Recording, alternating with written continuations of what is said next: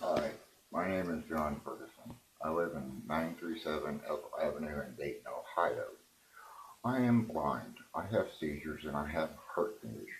My service animal is trained number one, heart, number two, blindness, then seizures. I am being attacked on a multiple scale. September 12th of this year, I was mauled by several animals and beaten unconscious and went to the hospital. I could not remember everything while I was at the hospital because I sustained a concussion. I was threatened and harassed yesterday, September 20th. The police showed up. I'm told by police I don't have a right to have charges filed against said individual on a motorcycle because the criminal refuses to identify themselves. Number two, get a protection order, which I had in the past against said individual, and the Dayton police denied to enforce it. Number three, he tells me I'm too disabled to have freedom in this country and I should go back to the Dayton VA. Well, you say, what does the Dayton VA have all this? I have a tumor in my lung. They refuse to treat my seizures. They say I have bipolar and other illnesses, which my present doctor says I do not. And I even took blood to prove it. In the past, a couple employees at this VA hospital have thrown us out under Equal Opportunity Employment Act because somebody showed fear, and the federal law says the person who shows fear or allergies to a service animal is the one to be removed, not the veteran. Then they took me over to 1356 West Grand Avenue, and then around 28 December 2012, they threw us out because we're unable to clean up dirt because we're blind. And on the same night, an employee at this VA hospital named Omar Reese cussed out a senator's aide, Rachel Miller of the Cincinnati office, the senator, Sherrod Brown.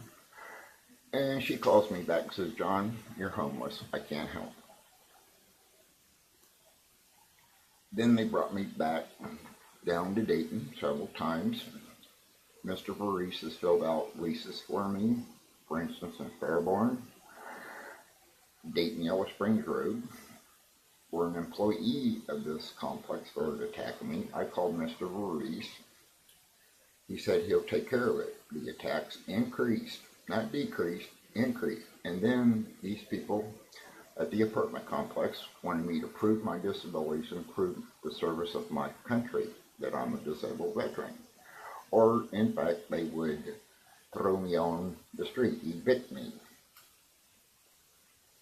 Then I'm taken to Claypool Apartment, and the employee at Dayton Yellow Springs Road was a convict and a relative of one of the Fairborn police people. Then I was taken to Claypool Apartments, and I was just legally blind then, and on Christmas Eve, I was pushed down the steps, tripped. And their response was point the individual out. I sustained a severe concussion, number 18, which took the rest of my sight away, made me totally blind. They have made me move into Omer Avenue, where all I was allowed to have was a blanket and my service animal, and I was threatened by another VA employee who works with Mr. Voorhees named Donald Dorfman. His professional opinion, people like me don't deserve freedom. We should be locked up somewhere. In his opinion, no food, no medical, no nothing, until I agree. Now, what do you say, does this have all this? Mr. Voorhees and everybody has talked to my landowner. They had a Wi-Fi network, 3 of them, saying Black Hawk, kill service animal, Black Hawk, hurt blind veteran, Big Black One, kill service animal. Big Black One happens to be the landowner where I live, which I'm not allowed to call because you don't care if I live or die. And Black Hawk happens to be the other tenant that used to live here, and I used to have the protection order against that the Dayton police refused.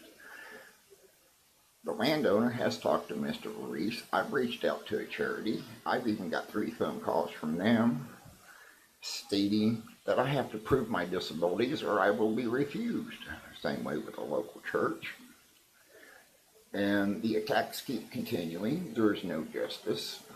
And in my opinion, this is the reasons why when our boys and girls come back, no matter when they served, commit suicide.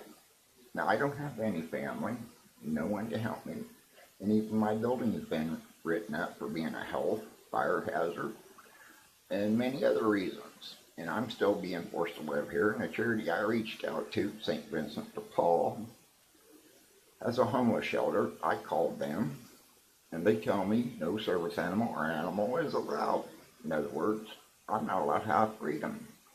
Basically, same thing the policeman said yesterday, September 20th.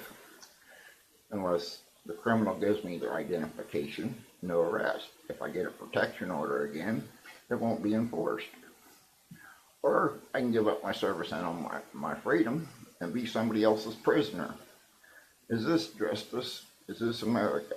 Thank you and have a good day.